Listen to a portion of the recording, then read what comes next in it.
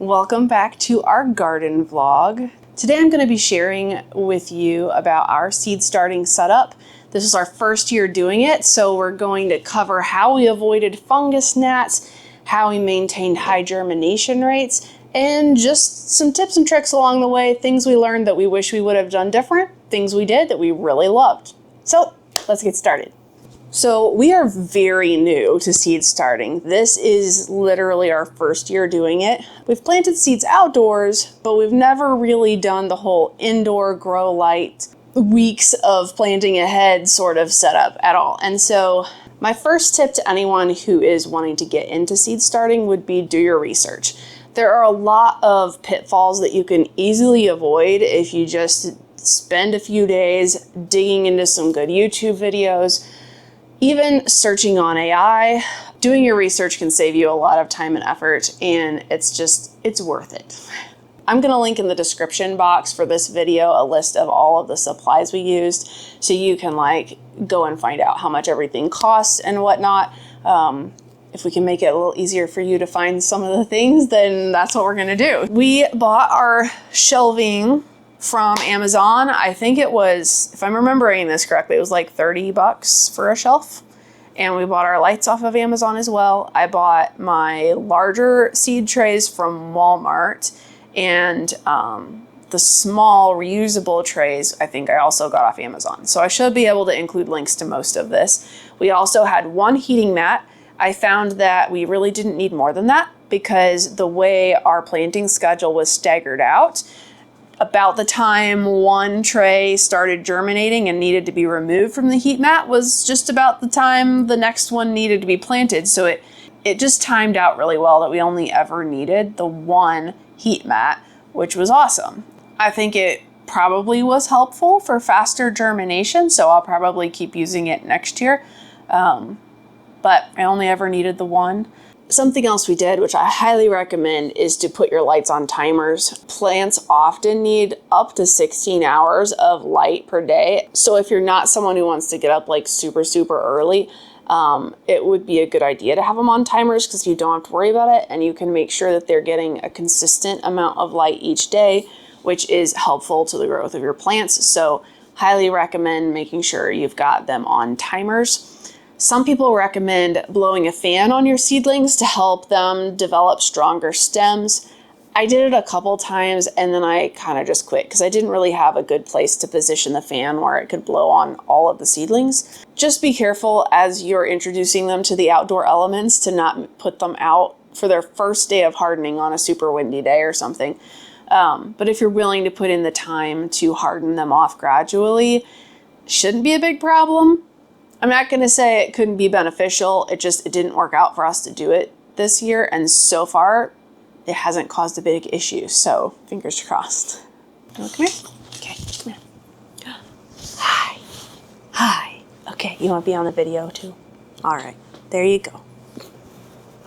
Probably the most important things to research would be the most typical diseases that tend to wipe out seedlings early. Definitely research your grow lights. Also research your soil. When it comes to soil, we would do some things different than we did this year. We had a specific seed starting mix that we blended out of 3 different kinds of soil.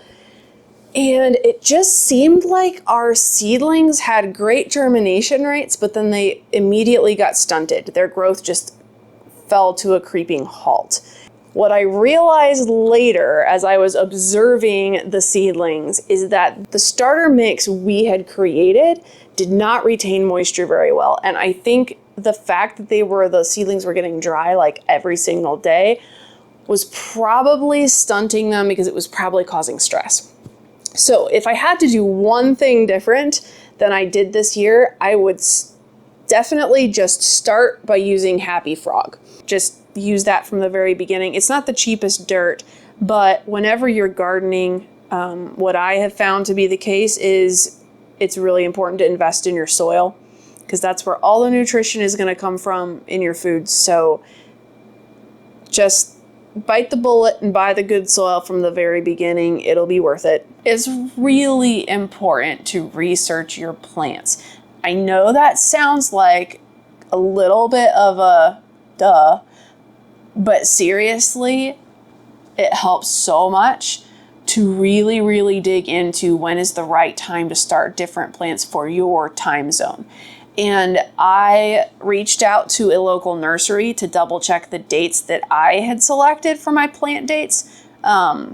I also watched a YouTube channel that specifically is based very close to where we live and kind of listened to that guy's advice on when he starts different seeds.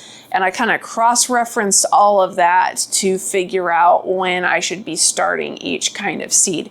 It's also worth noting that some seeds are going to want cool temperatures to germinate. Others are going to want warmer temperatures to germinate. So you can put those on the heat mat, but not everything's going to want the heat mat because some things are cold weather crops. So between the fact that some seeds want different temperatures and the fact that some seeds germinate much slower, there's just a whole little woven, logistical, fun problem to solve there to time everything out well. Don't let that discourage you from trying, because some of this you can also just learn by getting your hands in the dirt and trying it one year, and if it doesn't work out, modifying it. But there are so many resources out there to help you get a really good start the very first year you try. So I would say definitely tap into those resources. Make sure you're timing things out for your zone specifically, not necessarily just what the seed packet itself says. And I personally chose to create a spreadsheet where I listed out each of my types of seed. I assigned a number to each one, and then I was able to plot out a lot of different information for each seed, including when I planned to start the seed, when I planned to start hardening off the plants, etc. And then I have an area for notes so that if things didn't go the way I expected them, I can adjust the next year. I haven't always previously been great at keeping track and being good at writing notes on what I did in the garden. And I think I always thought, I'll remember. And no, I don't remember. By the end of the season, I've completely forgotten. So for me, it was really important to try to keep track a little bit better this year and to be able to then learn from that data in the years going forward. It'll really help you not be in a spot where either your plants are teeny tiny when they're supposed to be planted, or they're ginormous and running out of room because it's not time to plant them outside yet, or you have an unseasonable cold snap and you have to delay, and now they're just like outgrowing their pots. So making sure to kind of do a little digging online and follow a few YouTube gardeners who happen to be in your area. Things like that will help you to kind of keep track of when certain things need to get planted. One of the big things that I see people talking about a lot with seed starting, especially if you're doing it inside your house like we are, is fungus gnats. And I was a bit nervous about that. I purchased this little bottle, and it is called Gnattrol. So it's spelled like gnat, Gnatrol, Gnattrol, WDG. It is a biological larvicide for organic production. I just scooped out a little teaspoon of this powder, poured it into a gallon jug of spring water that I got from Walmart, shook it up a few times so that it wasn't all settling on the bottom. And that is the water that I treated all of my dirt with. So whenever I put fresh dirt into these pots, whether it was when I was seed starting, whether it was when I was up potting, anytime I introduced new soil, I made sure to saturate it with water treated with this. Now, when I say saturated, I don't mean like soggy. You don't want to make your soil super, super wet, but I wanted to make sure it was well incorporated and moistened very well by this treatment. And I haven't seen any fungus gnats. So I think it worked, guys. Future Kelsey here. So it turns out we did end up with some fungus gnats later in the season, but the yellow sticky traps that you could just punch into your dirt in your trays caught almost all of them. And we didn't end up with any horror story of a big fungus gnat infestation in the house. So all was fine. I will still plan to use the same water treatment I did last year, just as a preventative. I figure it can't hurt, and definitely we'll have those sticky traps again next year, but it all worked out just fine. These are the trays that I use for starting my seeds. So they're like silicone. You can wash them in your dishwasher, and it makes it easy to like pop I don't want to do it because I don't want to damage these seedlings, but it makes it easy to pop the seedlings out because they're flexible. And you've got a watering tray here in the bottom. Okay, so when you start your seedlings, the dirt will already be pre-moistened because you're going to do your gnat treatment. Then you're going to put this lid on top. I left the vents all the way open on the top, and you're just going to leave it like that until the seeds sprout. And the minute you see any seed sprouting, the top comes off. I have found that I did not really need to re-moisten the soil very often with the humidity dome on top. Most of my seeds sprouted fairly quickly. There were a couple that sprouted slower that did need to be sprayed down a couple times, but for the most part, I didn't even have to water them until after they sprouted. As soon as they sprout, humidity dome comes off immediately.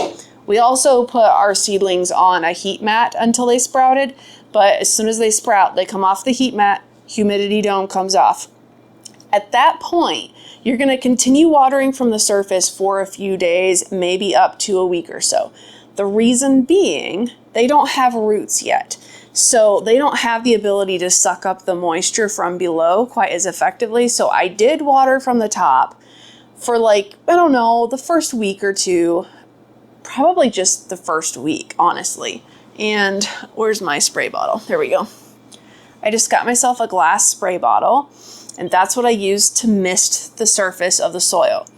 The reason you want to transition to bottom watering as soon as you possibly can is because keeping the surface of the soil moist can cause damping off disease, which can completely wipe out your seedlings. It also can grow mold on the surface of the dirt, and it can contribute to fungus gnats. Hopefully you won't have the fungus gnat issue if you've treated your soil, but that's why it's really important to water from the bottom, because that allows the top surface of the soil to dry out. And that helps prevent the damping off, that helps prevent the mold, and it helps prevent the fungus gnats. So as soon as your seedlings have a little bit of roots to them, which just, they get a little bit taller, and they don't have to be very big before they've already established a little tiny root, then you can start watering from the bottom.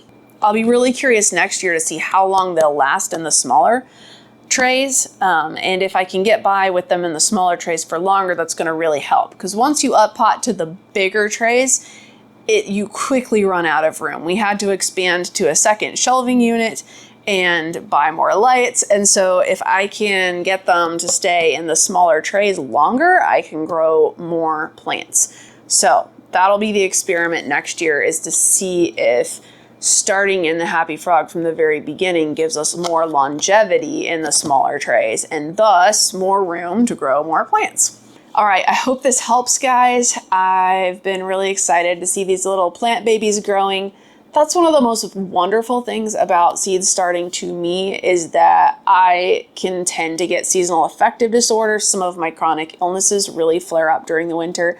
And having these little plant babies in the house to watch and grow and play with and work on through the winter months and the early cool spring has just been such a boost to my spirit. Highly recommend seed starting. I think it's just a really fun way to bring nature indoors, especially during the seasons when it's just kind of too cold and yucky to be outside. So I hope this video will make it feel a little more approachable to you, and hopefully give you some tips and tricks so you can avoid some of the most frequent pitfalls when people are doing seed starting, and I'm looking forward to hanging out with you guys more in the garden as all of these little plant babies grow up and hopefully give us some really good produce through the year. We'll definitely keep you guys posted on all that. So make sure you subscribe, hit the like button. It really does help our channel a ton. We really want to be able to do more of this with you guys. It just means so much to us, and it's really helping us to be able to do more of what we love to do, which is be here with you guys, hanging out and getting to share our creative little adventures with you. Okay, till next time, guys. See ya.